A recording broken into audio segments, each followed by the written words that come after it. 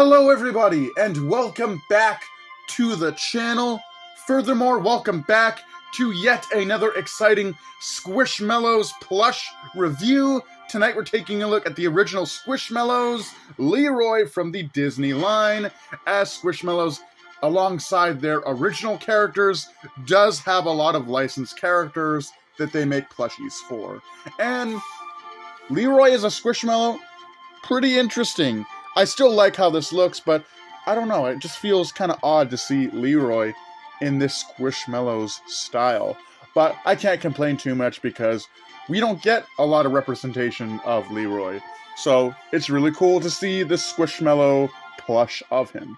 His ears are frilled, which is quite nice on both sides. And there is like this, I don't know, cardboard or something inside there. These Stitch ones have it too, to kind of keep the ears propped up, which is nice. He does have these antennae here.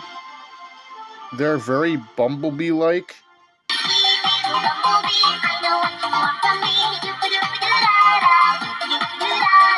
Maybe Leroy, deep down, just wanted to be a bumblebee.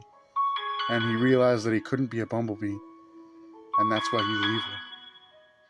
There's some tragic backstory of Leroy. Nah, he's just evil because he was created by Jumba to be an evil version of Stitch. Anyway, here's the tag. You can see original Squishmallows. You can see the picture of the character there. You can see it's part of the Disney line. The inside, nothing going on. Just some legal stuff. You know, that's the tag. Pretty simple. He's got this big sneer on his face, showcasing his sharp teeth. Got these little claws here, turning him around. He does not have the spines, but he does have like the marking on his back, which is nice. He even has that on the back of his ears too, which is really, really cool. So yeah, just a all-around pretty simple Squishmallow of Leroy. That is pretty much how I'd expect a Leroy Squishmallow to look. The only gripe I have with this is that they really should have given him the spines, but didn't. But it's not a huge deal because Squishmallows are heavily stylized, so I can't expect it to look exactly like the character. But come on, man, you give him his antennae but not the spines? Come on, Squishmallows. Anyway, I guess we will compare this guy to some other Squishmallows I have in the collection. First up for comparison, here is Leroy next to Super Stitch. Bringing in some other red characters, here is Leroy next to the Foxy Squishmallow from Five Nights at Freddy's.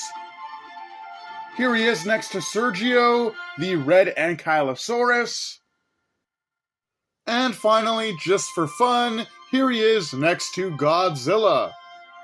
But that is the Leroy Squishmallow. Definitely a really cool one and fun for Lilo and Stitch and, of course, Disney fans. Now, again, the only gripe I have with this plush is the fact that they did not give him the spines on the back, despite giving him the antennae.